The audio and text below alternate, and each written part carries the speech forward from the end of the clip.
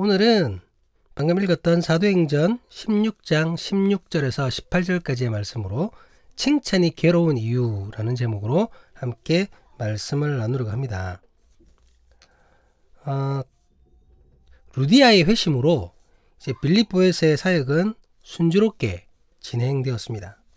바울과 전도팀은 그 루디아가 제공한 숙소에 머물면서 계속해서 빌립보 지역의 복음을 전파하였습니다. 그런데 그러던 중에 뜻하지 않은 방해를 받게 됩니다. 이 방해는 바울을 괴롭게 했고 급기야 그가 믿음으로 행동할 수밖에 없도록 만들어버렸습니다. 오늘은 이 독특한 에피소드를 이제 소개하려고 합니다.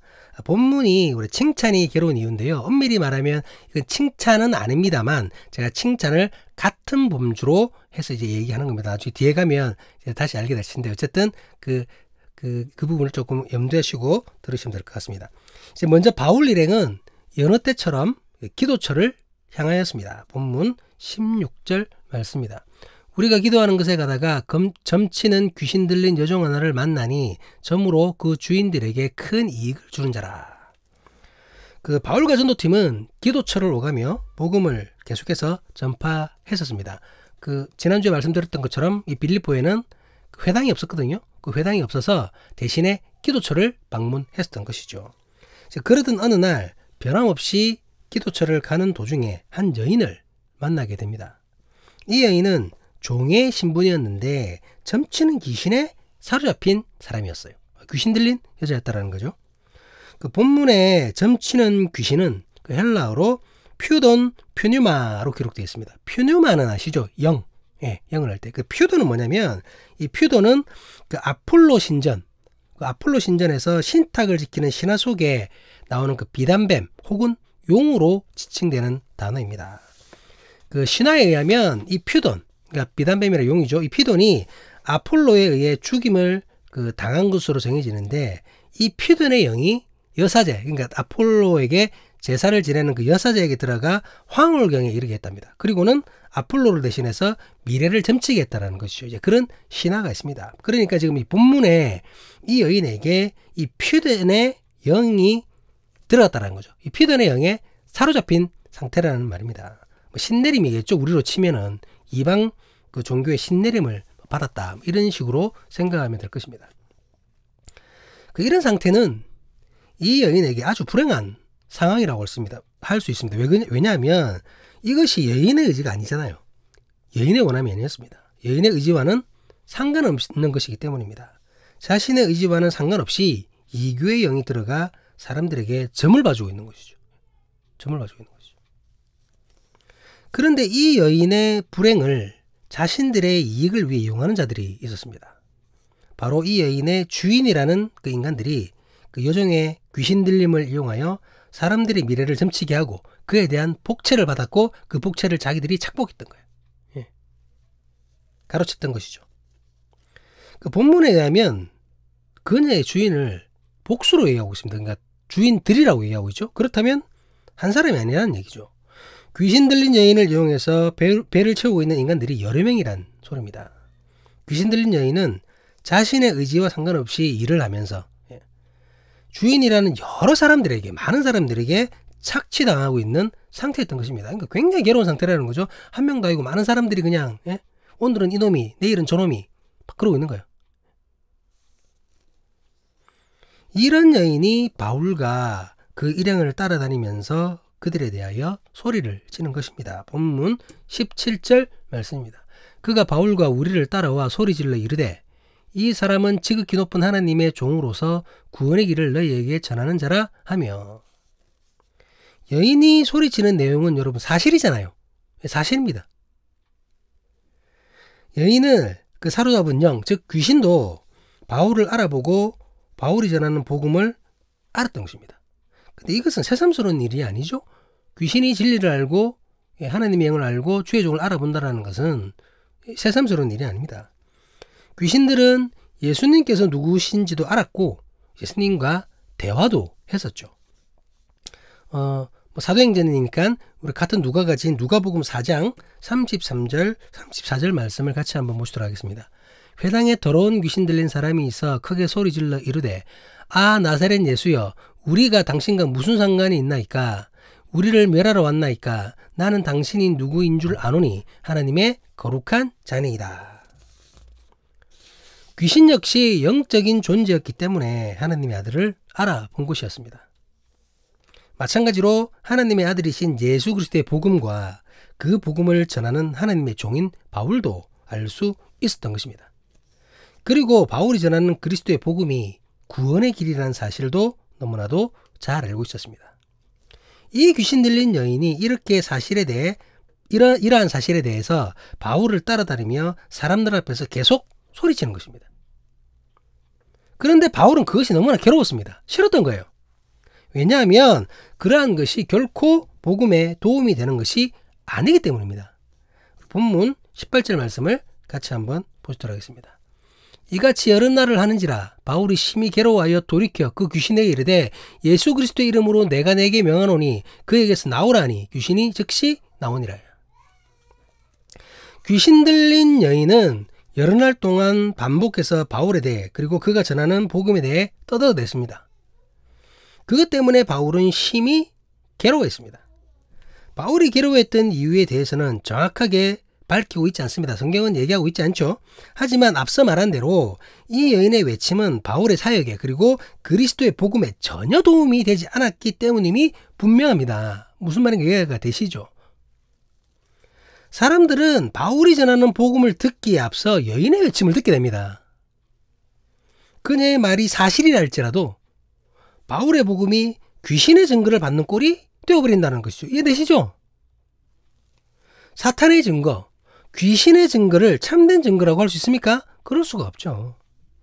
맞는 말이라고 할지라도 맞는 말이지만 그렇더라도 그것을 증거로 내세울 수는 없다라는 거예요. 이해가 되시죠? 예수님도 귀신의 증거를 거부하셨습니다. 앞서 읽었던 우리가 누가복음 4장 33절 34절 앞에 읽었는데요. 거기서는 귀신들이 예수님의 정체를 증거하잖아요. 하나님의 아들이라고 얘기를 하잖아요. 그런데 이에 대한 예수님의 반응은 싸늘합니다. 우리 누가복음 그 다음 절인 누가복음 4장 35절을 같이 한번 보도록 하겠습니다. 예수께서 꾸짖어 이르시되 잠잠하고 그 사람에게서 나오라 하시니 귀신이 그 사람을 무리 중에 넘어뜨리고 나오되 그 사람은 상하지 아니한지라. 예수님은 귀신을 꾸짖으시며 잠잠하라고 명령하십니다. 그 입 다물라는 말이죠. 시끄럽다라는 얘기예요. 귀신들의 증언은 참된 하나님의 아들에게 전혀 도움이 되는 것이 아니기 때문입니다. 그가 아무리 하나님 아들이라고 예수님에 대해서 떠든다 할지라도 그것은 참된 증언도 아니고 주님의 그리스도 되심을 증거하는 것에 도움이 되는 게 아니라는 거예요. 오히려 귀신과 관계가 있다고 의심만 받을 뿐입니다. 실상 이런 오해를 한번 받으셨잖아요. 귀신이 아무리 진실을 말한다고 해도 그것은 귀신이 떠들어대는 소리일 뿐입니다. 귀신은 그저 입 다물고 주님의 명령에 따라 그 사람에게서 나와야만 합니다. 비슷한 부분이 또 있습니다. 우리 누가복음 4장 41절 말씀을 같이 한번 보시도록 하겠습니다. 여러 사람에게서 귀신들이 나가며 소리질러 이르되 당신은 하나님의 아들이니이다. 예수께서 꾸짖사 그들의 말함을 허락하지 아니하시니 이는 자기를 그리스도인 줄 알미러라. 역시 예수님을 향해 하나님의 아들이라고 외치는 귀신의 입을 꾸짖고 허락지 않으시는 예수님의 모습입니다. 귀신은 분명히 예수님께서 그리스도라는 사실을 알고 있었습니다. 하지만 사실이라 할지라도 앞서 말했지만 사실이라고 할지라도 진리는 귀신의 입을 통해서 전해질 것이 아니라는 것입니다. 무엇보다 귀신이 진리를 알고 있고 그것을 증언한다고 해서 귀신이 하는 말이 다 정답이고 정당할 수 있나요? 그럴 수 없다라는 거죠. JMS나 여러분, 신천지 그리고 통일교도 하나님 아버지라고 고백합니다. 예수 그리스도를 고백한다라는 거죠. 그렇다고 해서 그들이 정명석, 이만희, 문선명에 대해서 재림주고 메시아라고 떠들어대는 것이 사실일 수 있고 그게 정당할 수 있습니까? 그럴 수 없다라는 거죠. 그럴 수 없습니다. 오히려 제발 그들의 입에서 하나님 예수님을 향한 고백이 정말 멈춰졌기를 바랄 뿐입니다. 정말 그 입을 다물었으면 좋겠어요. 예수님이 귀신에게 했던 것처럼 그 이단들에게 제발 그 입에서 예수 그리스도를 그만 좀 얘기해라. 하나님 아버지를 그만 좀 얘기해라. 너네는 기독교가 아니잖아. 이렇게 외치고 싶습니다. 다시 본문으로 돌아와서 귀신 들린 여인의 외침은 분명히 바울과 그의 소명에 관한 것이었습니다. 하지만 결국은 그러한 것을 알 수 있는 그녀의 신통력을 선전하는 것이 되는 것입니다. 그러면서 마치 바울이 전하는 복음과 그녀의 전궤가 연관성이 있는 듯한 오해를 불러일으킬 수 있다는 것이죠. 더 나아가 바울이 전하는 그리스도와 여인을 사로잡고 있는 그 점치는 귀신, 앞에서 우리가 소개했던 피돈, 아니면 피돈보다도 그 외에 있는 아폴로, 뭐 이런 것들과 이런 신들과 어떠한 관계가 있는 것처럼 그렇게 생각할 수도 있다는 것이죠. 아주 부적절한 인식을 가지게 할 여지가 충분히 있다라는 말입니다. 이단성에 대해서 그 의심받는 단체에서 그 자신들을 변호하기 위해서 자주 사용하는 그 방법이 있습니다. 그것은 자신들이 주최하는 집회나 세미나에 정통교단의 목회자나 정통신학교의 교수 등을 집회 설교자나 세미나 강사로 초청한다는 것입니다. 강사비만 두둑히 챙겨주면 자세히 알아보지 않고, 아니 알아도 그냥 참여하는 목사나 교수들이 여러 있거든요. 이런 사람들 있습니다, 여러분. 이거 싫어합니다. 자신은 나중에 몰랐다고 하면 그만이거든요. 난 몰랐어요. 아니 내가 알았으면 갔겠어? 막 이렇게 하는 겁니다. 그런데 의심받는 단체는 정통교단의 목회자나 교수들을 강사로 세우고 그들이 자신들이 주최하는 행사에서 설교하고 강의했다라는 사실을 널리 홍보합니다. 이들은 그러한 사실을 내세우며 자신들이 이단이면 이 목사님이, 저 신학대학 교수가 왜 자기들 집회에 와서 설교하고 강의를 했겠느냐고 변호를 하는 거죠. 그러면서 자신들의 집회에 왔던 그 목사와 교수도 이단이냐고 반문하는 것입니다. 돈 때문에 눈이 어두워서, 아니면 무지해서, 그것도 아니면 교만해서 내가 가서 변화시켜야지, 막 이런 거 있잖아요. 소위 정통교단의 목회자, 정통교단 신학교의 교수라는 사람들이 악한 세력에게 이용당하는 꼴이 된 겁니다, 여러분. 이용당한 겁니다. 이용당한 겁니다. 바울은 귀신의 증거를 거부하였습니다. 그리고 귀신과의 어떠한 관계 형성도 원하지 않았습니다. 그것은 복음에 아무런 도움이 되지 않기 때문입니다. 오히려 복음을 방해하는 것이기 때문입니다.